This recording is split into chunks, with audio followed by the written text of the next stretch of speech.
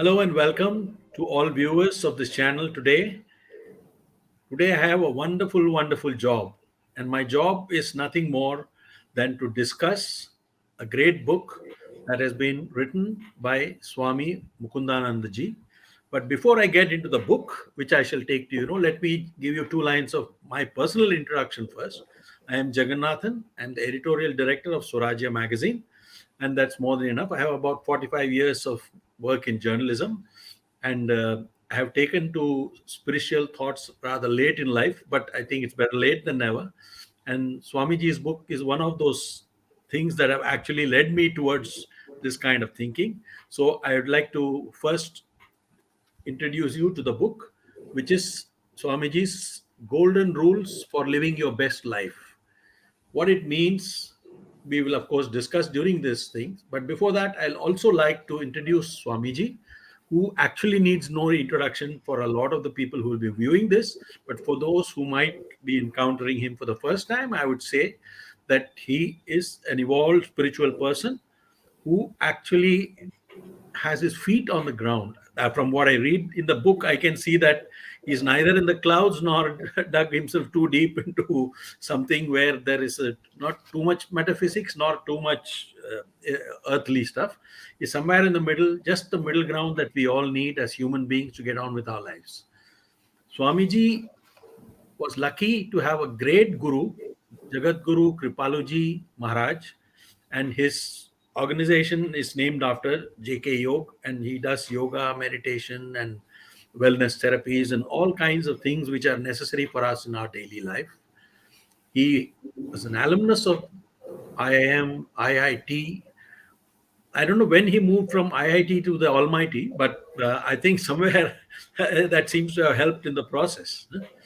He is a prolific writer. He has written books on the power of thoughts, mindsets for success, happiness, and fulfillment, the science of mind management, seven divine laws to awaken your best self, among other things. He has also done commentaries on the Gita, and this current book is likely to be something that a lot of people are going to find extremely useful.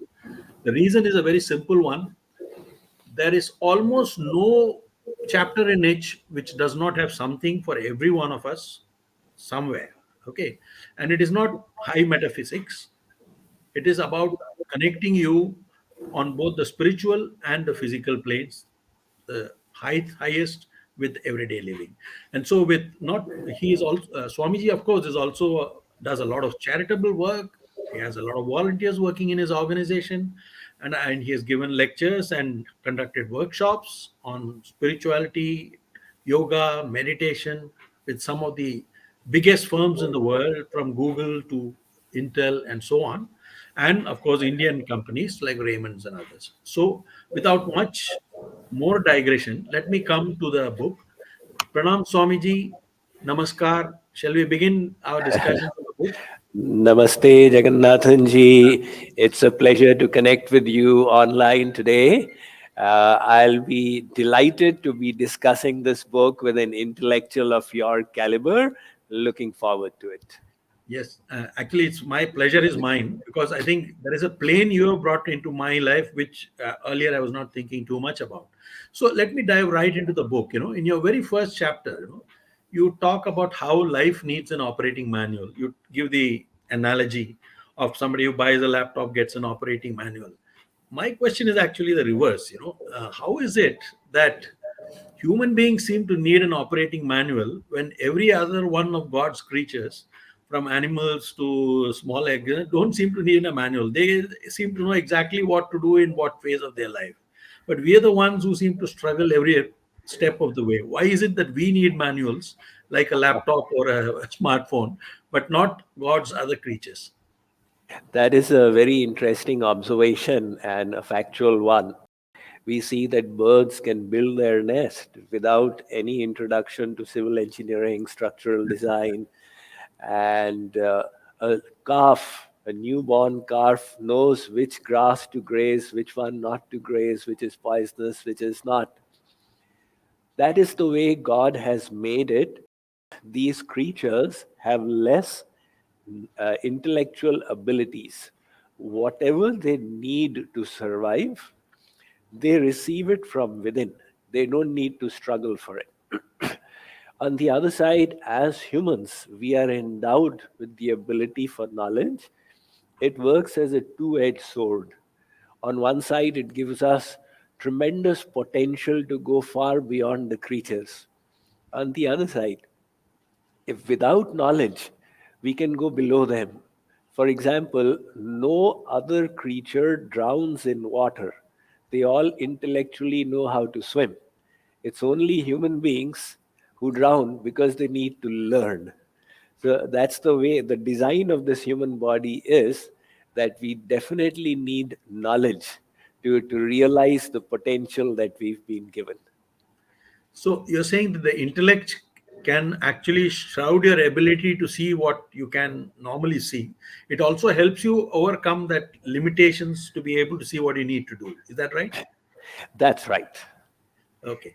So in your book, you mentioned five critical areas that are very, very important for uh, good living, happy living: spiritual, emotional wellness, good health and well being, harmony in relationships, professional fulfillment, and financial abundance. But people are born with, they are differently abled, and many of them are also very, very poor, like in India, right? So, how do you actually attain professional fulfillment? I can understand this. How do you teach somebody spiritual wellness if they're stuck in very basics like food or things, and vice versa? And somebody who may have all of it, ability, but may not have some other thing. How do you get all balance in all five areas? Is there a secret to it? Yes, Jagannathan ji, the idea of pointing out these five as key critical areas is this, that they account for a majority of our life. Important principle in life is that 20% of the activities drive 80% of our results. So, likewise, if these five areas are taken care of, then a majority of life is taken care of. And if even one of these becomes defective, then all of life gets jeopardized.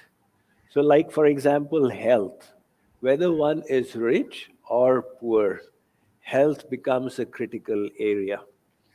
Likewise, relationships, whether one is physically challenged or normal, prosperous or penurious, relationships accounts for so much of happiness in our life.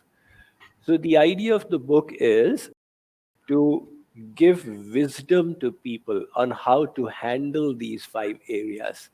It doesn't ensure that you will get everything in these, but it gives you tools and techniques to take care of the issues that may arise and to move ahead in these five areas.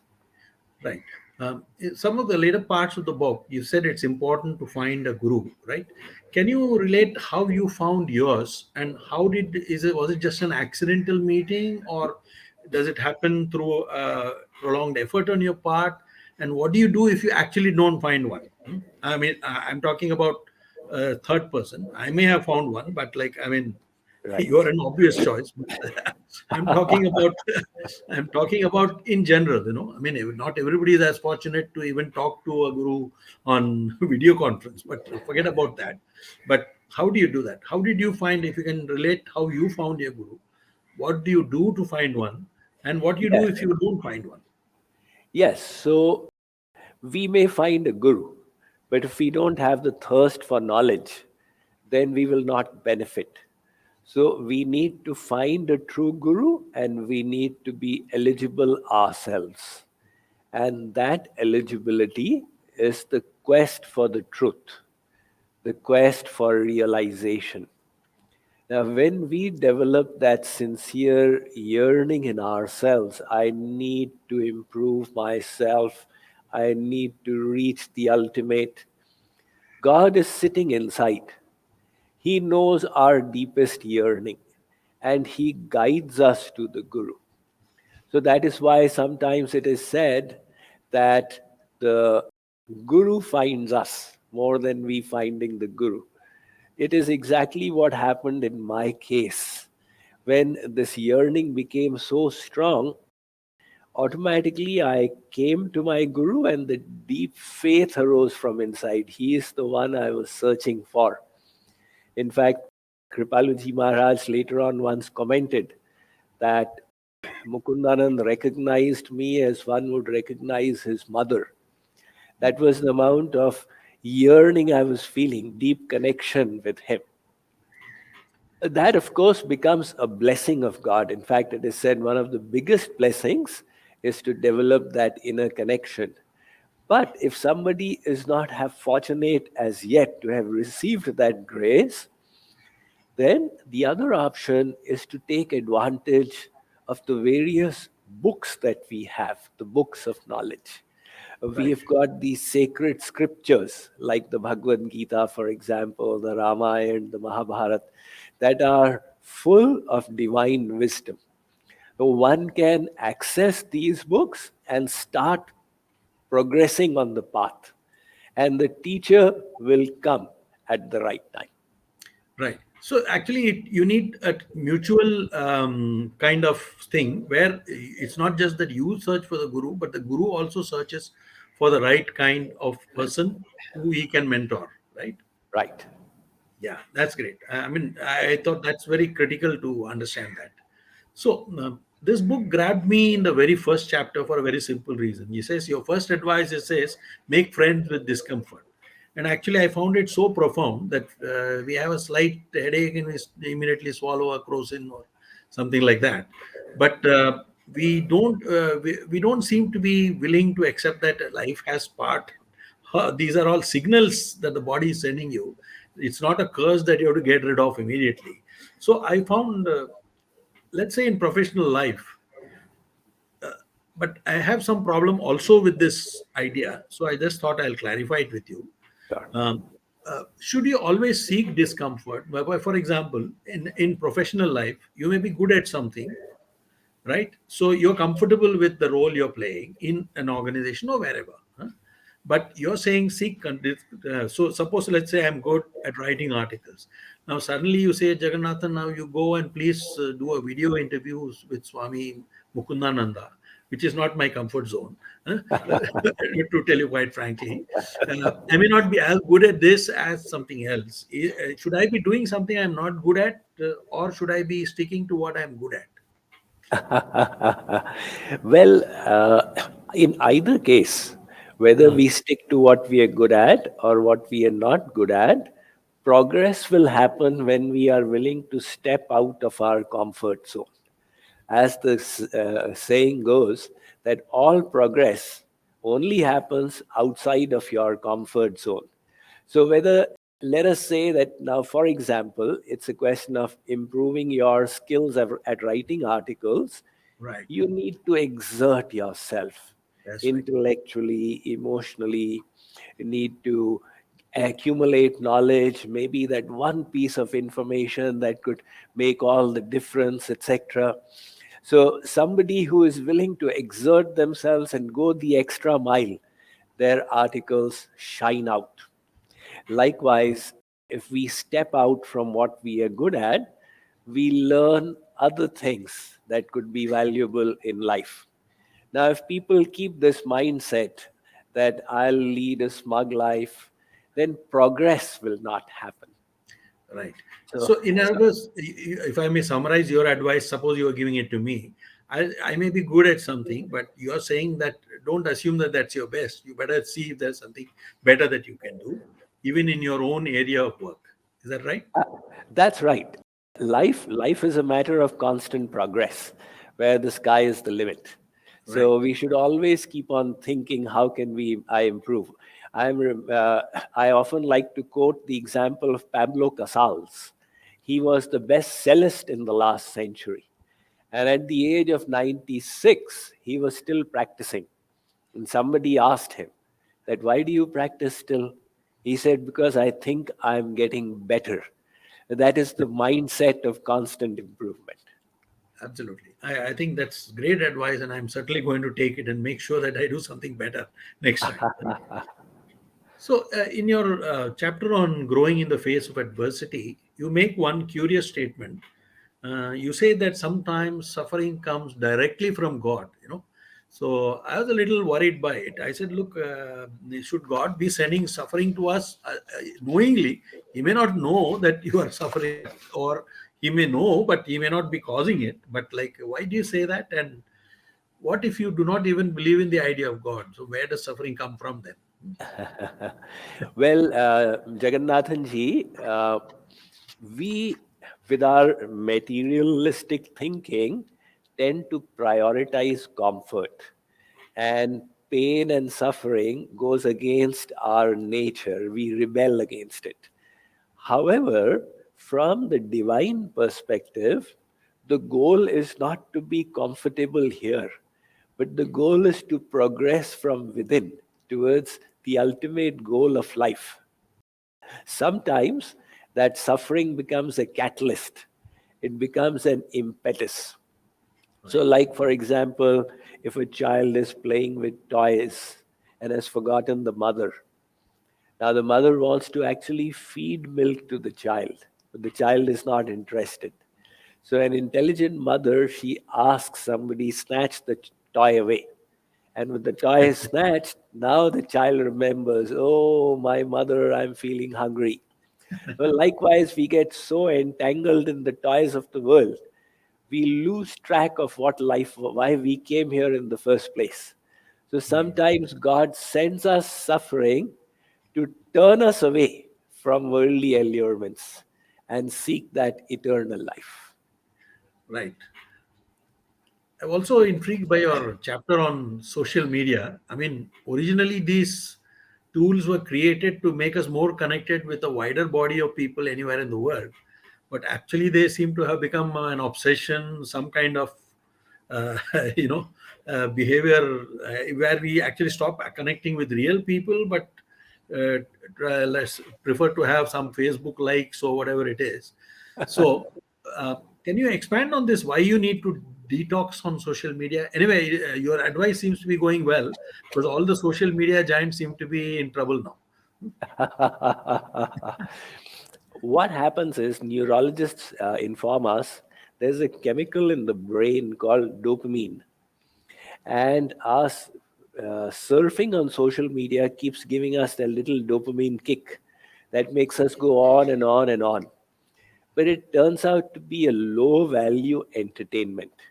And when that becomes our proclivity, just to keep searching low value entertainment, it has a tremendous impact on our personality, where we then start suffering from the shattered focus syndrome. We are unable to do the high value activity which is happens to be boring.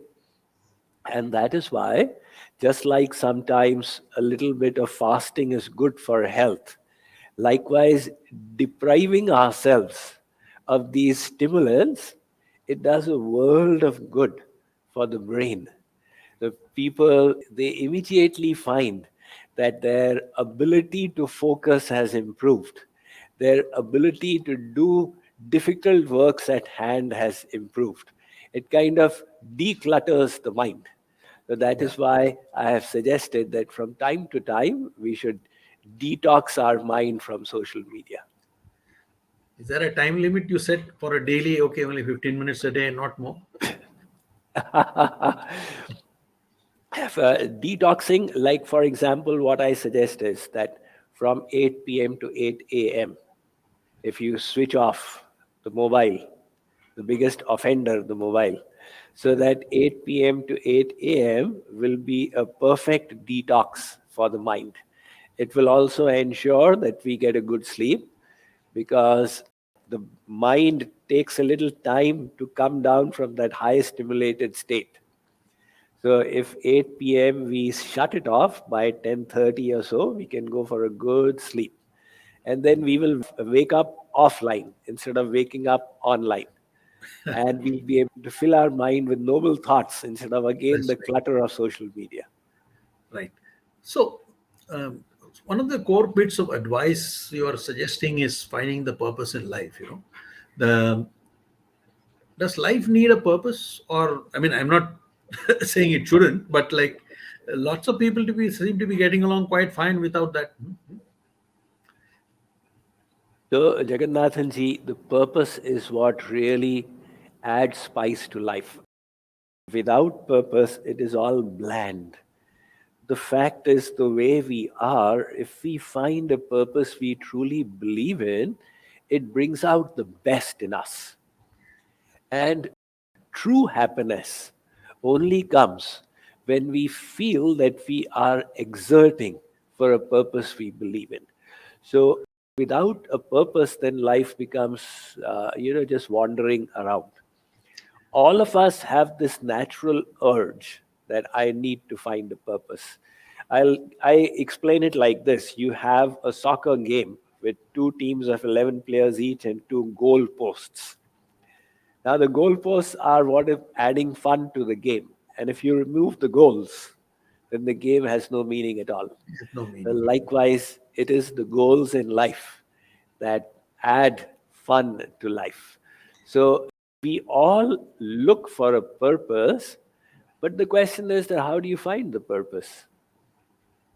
Correct. So in this book, what I've suggested is that gather knowledge. As much knowledge you expose yourself to, the more it'll start clicking.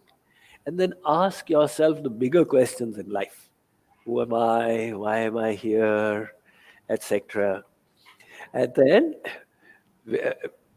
I have identified a couple of purposes. The first purpose is that we all want to improve and become the best version of ourselves.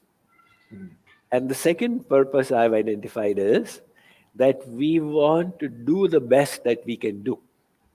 So if we can gravitate towards these purposes, then be good and do good, you will find you'll automatically start feeling good. Right. So you also, I think, connect finding purpose and happiness in life. They're probably connected. Huh? Yes. Yeah. So you also say you must look for happiness in the right places. What exactly are right places in your lexicon? So the point is that everybody is looking for happiness. There is nobody in this world who is searching for anything apart from happiness. It's very interesting that you ask somebody, what is your goal? He says, to earn money. Why do you want money? Because it will give me the things of the world. Why do you want the things of the world? It will give me happiness. So ultimately, everybody is looking for happiness. Now, this happiness can be either tamasic, that is Yes. from intoxicants, for example. The Yeah. intoxicants that dull our brain and make us unaware give us feeling of happiness. Or it can be rajasic happiness from the objects of the senses. So that kind of happiness thrills but never fulfills. It's like chasing a mirage. You go on and on and on. The other is sattvic happiness, happiness from the cultivation of knowledge, from serving people, etc., which actually satisfies. But it's still the soul within is still not contented. It says, I wanted something even higher. So ultimately, is the happiness of God. Now, all these options exist in the world. We have to decide. Now, that is where our intellect comes into play. That which happiness we value, we will then run after it. There's one kind of happiness if you chase, it gets you into big problems in life. That's what the drug addicts and all realize, that now they are Right. in trouble. And there's another kind of happiness you chase, it lifts you up, it purifies you. So if we can only determine what is the best kind of happiness, then we can define our goals in accordance with it. Yeah. Another thing is a lot of this comes from faith, belief, and other things. But you also say that you can choose beliefs. Is beliefs something that can be chosen, or is it something that you somewhat inherently tend to have? I mean, I can believe in you without necessarily thinking too much about it. But do I have to choose to believe in you? I mean, So, Jagannathan ji, beliefs are such a strong aspect of our personality. There is the placebo effect where you give a person a blank pill, but say this is the medicine, he believes it is the medicine and he gets cured. So beliefs have the ability to make us sick and to make us well. Likewise, Henry Ford said, whether you believe you can succeed or you believe you cannot, in either case, you are right. Because when you believe you can succeed, you will use your physical, mental, intellectual abilities to the hilt, and that success will come. So, because beliefs is so important, we need to be very careful in installing our beliefs. Now, what is happening is that people are just letting beliefs happen to them. Ah, that's right. That's what I was Right. asking about. Yeah. Right. Like in America, they say that the son of a Democrat is a Democrat, the son of a Republican is a Republican. So we just grew into a set of beliefs. What I have said is you should choose your beliefs. And how do you do that? First of all, access good knowledge. So the first step is Shravanam, where you hear or read that good knowledge. And the second is Mananam, where you contemplate over it. So the knowledge starts sticking to you. And the third step is Nididhyasanam, which means to decide with the intellect. This is it. That is the establishment of the belief. Right. So, when you're coming to more, a little more higher level thing, you raise the question, what should we ask from God? Like, I thought people can ask anything, right? Somebody may say, I want more money. Somebody may say, I want some kind of, I want to find a good guru. Somebody may want to say something else. But how are you saying, how should one choose? What should we ask? How is the choice made? Yes, the general concept of bhakti in our country and around the world is people go and ask God for material boons. Oh God, beta nahi hota, beta ho jaye. Oh God, I don't have a job, let me have a job. Oh God, my health may become all right. So when they are asking God for material things, what is happening is the mind is in the material thing. God is only an instrument for fulfilling it.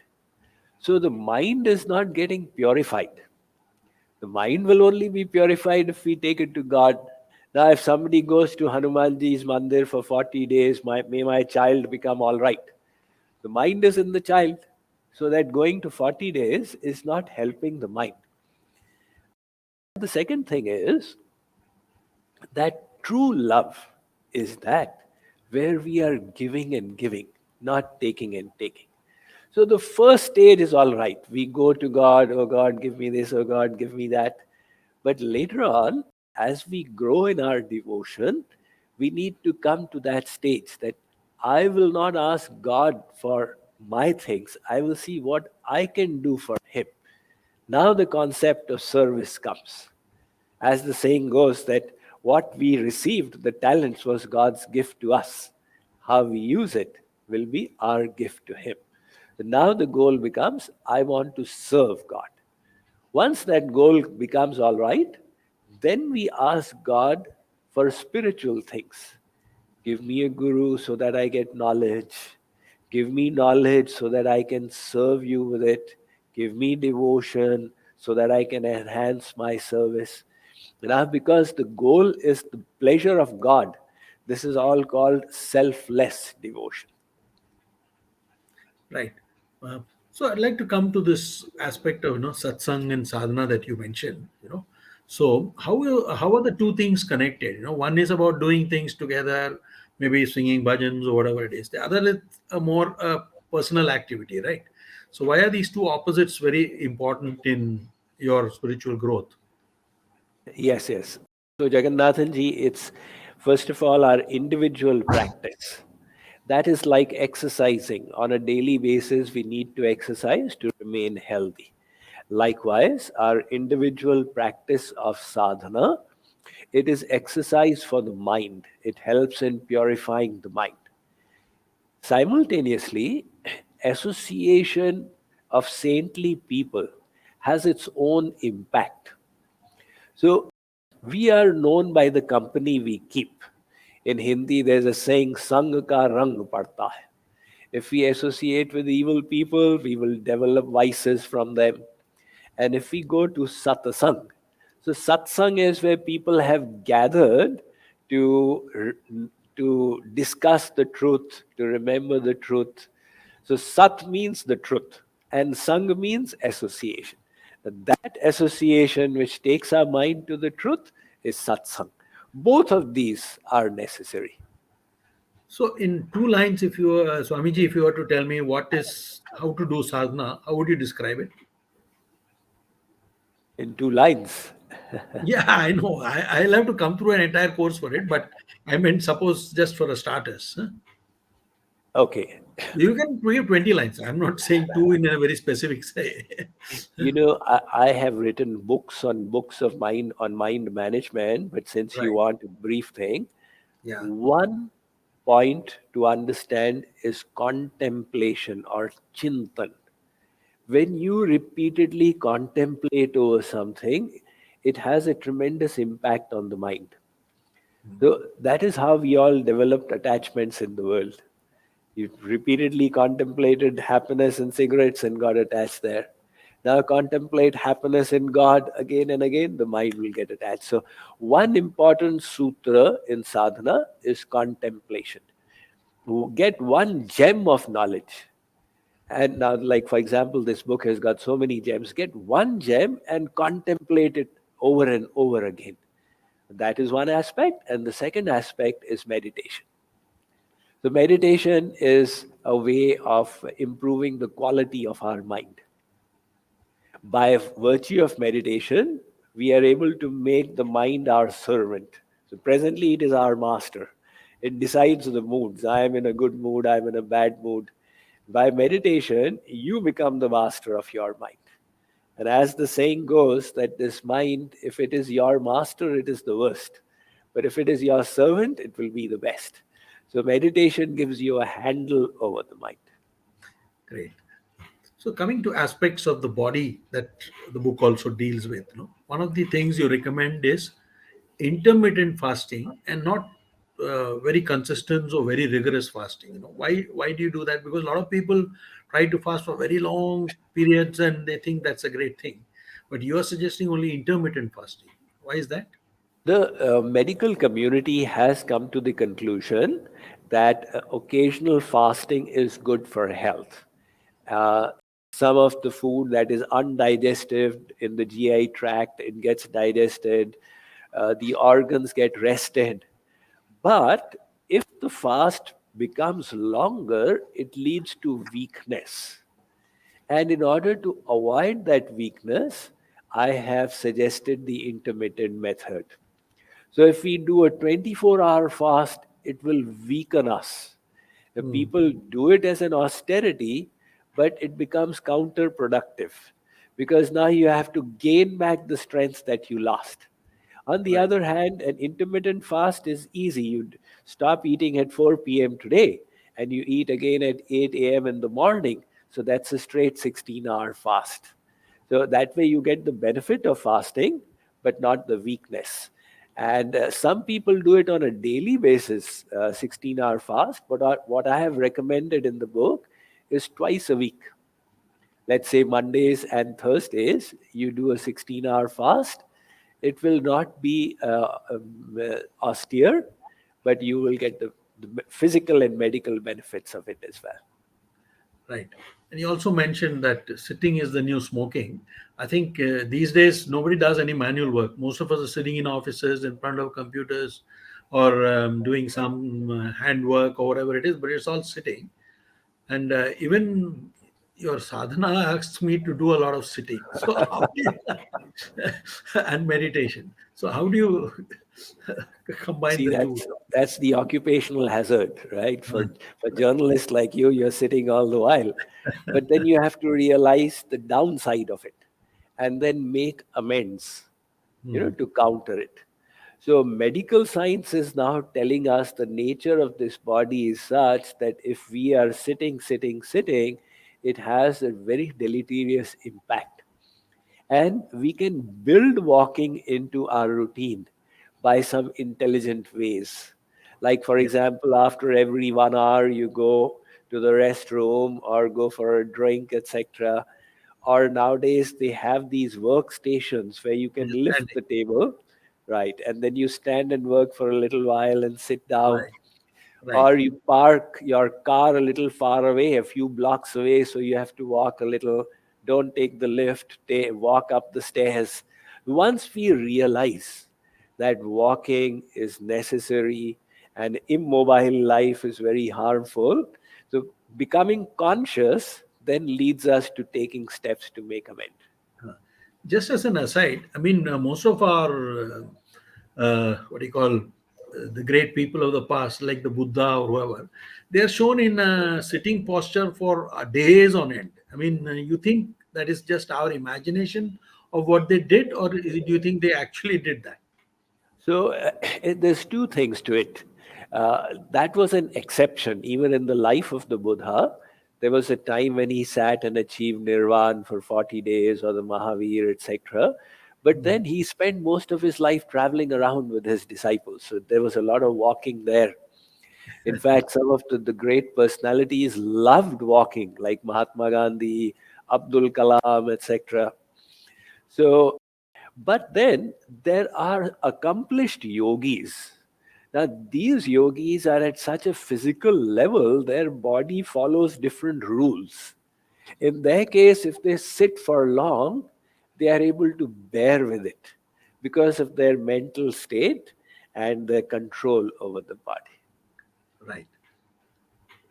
Another thing you also recommend is the morning routine. You think most people should be morning persons rather than doing things in the evening. But today, in today's life, everybody has a long, active life, night life. They tend to work late at nights and things. How do you shift the old clock back to a morning routine? Yes, Jagannathan ji, there is a circadian rhythm of the body. So, in the morning, when we wake up, along with the movement of the sun, when the sun is right up there in the highest meridian, you'll find the fire of digestion is burning the most. So, that's the time for the heavy meal. Once the sun sets, now the digestive forces reduce, the assimilative forces increase. And from midnight till morning, there is the eliminative forces to eliminate the waste products. So in the morning now, when you wake up, you ease yourself, and those morning hours are the golden hours. In our scriptures, it is called Brahma Muhurt, the hour for God. Now, Hmm. if when we try it out, we will see that the vibrations itself at that time are different. And when we wake up with an empty mind, it is so easy to fill the mind with divine thoughts. Even in a material way, if somebody needs to study a subject, the efficiency they will have when they study it in the morning versus at night will be many-fold more. So, like you are saying, that unfortunately we've all become night people. So, now what will be needed is extreme willpower. Yes. From childhood, I used to hear this while we were growing up, that early to bed, early to rise makes a person healthy, wealthy, and wise. That was for 50 years ago, and a lot has happened since then. Now, if we want to return to that lifestyle, we will need to stand up to this habit of ours. The first few days, it will be a huge struggle, but we'll have to motivate ourselves. It is going to be really beneficial. And slowly, it will become easier and easier. And within a month, we'll find that the new habit will have grown on to us. So you think within a month this habit can be changed if you are firm? Most habits can be changed within a month. Some habits may take a little longer. Right. Let me come to areas like relationships. You say very much that expectations actually impact relationships negatively, but can you really have, we enter into relationships with some expectations, so but you're saying the opposite, Swamiji. So how exactly do you square the two things, that you go into relationships with an expectation, but you're saying that is what ruins it? Right. So, the moment we go into a relationship with expectations, we have a selfish attitude. And that sets the grounds for frustrations. So, expectations are precursors to frustrations. Now, What I have stated out here is that if you want a relationship to thrive, you have to move away from this attitude of selfishness. Why is it that all these fights are happening? My expectations did not get met, so the other person is very bad, and the other person has the same thing. My expectations did not get met. So we must understand that when we are fighting with others, it is all because of expectations. The other person is as he or she is. But we created an expectation, and that expectation was not for the other's sake, it is for our sake.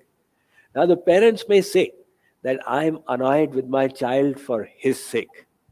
But if the parent actually wants the child's benefit, they will keep on mentoring without any frustration.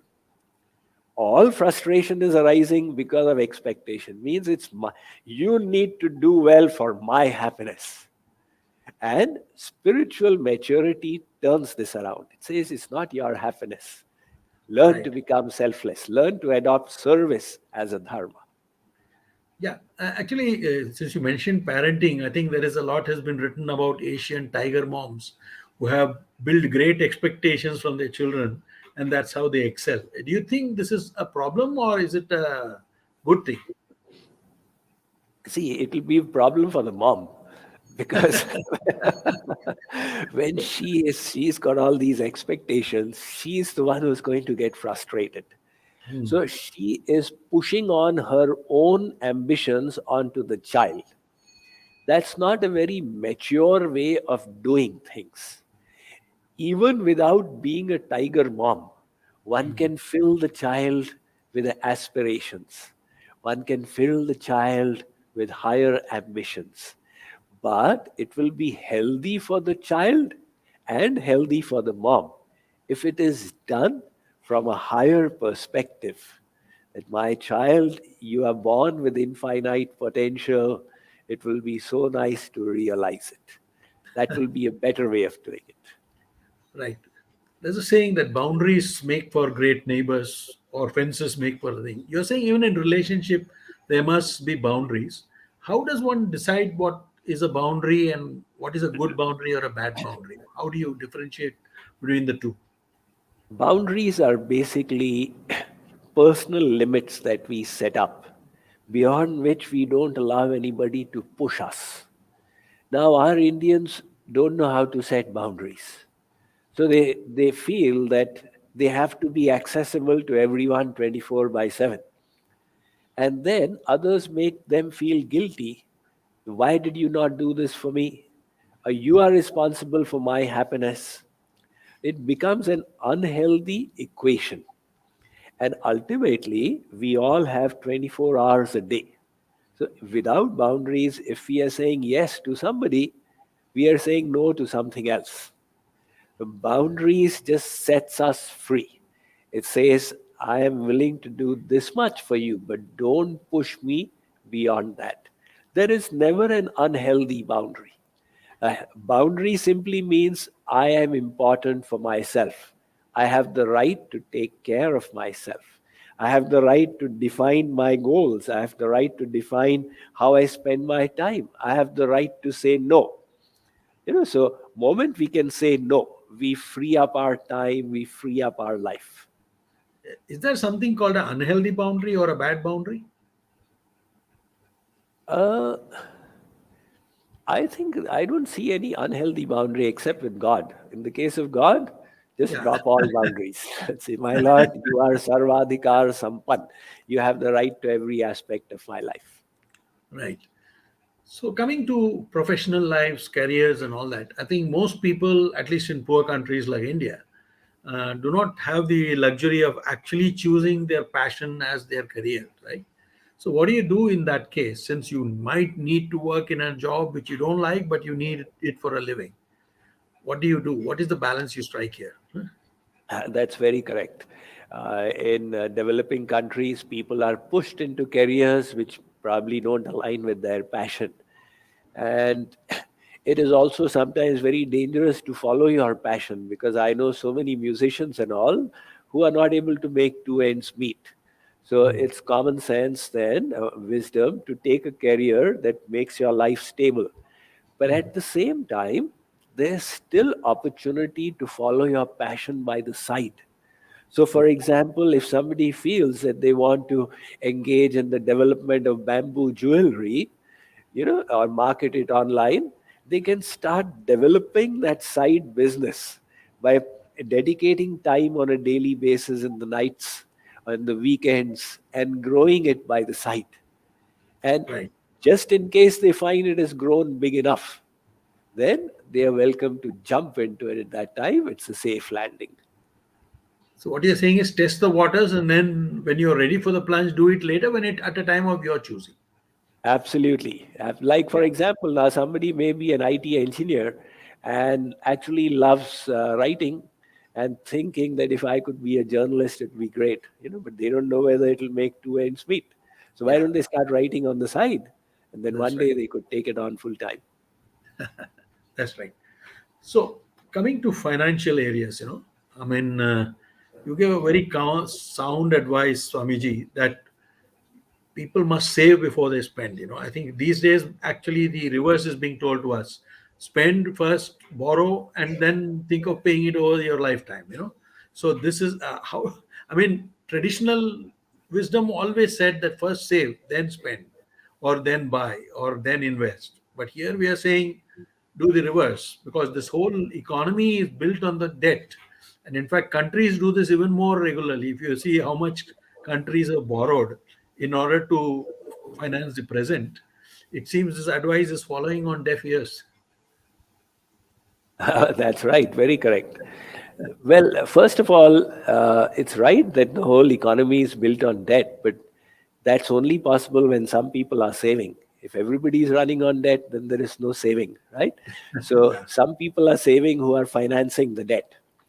Now, if for an organization, it makes sense to borrow and then leverage that money to create profits. That is fine.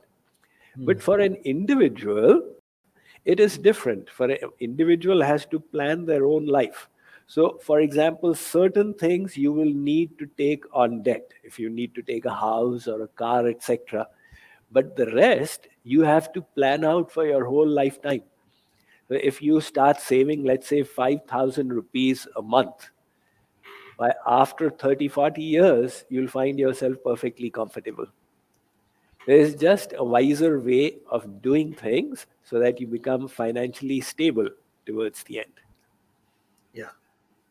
And one of the most important things which you say in the last chapter actually about sharing wealth, right? Now, is there a way to do that? I mean, you do a lot of charitable work in your organization for the poor, medical, hospitals and things. Like for an ordinary individual, let's say, who is earning a salary, what is the best way to share wealth?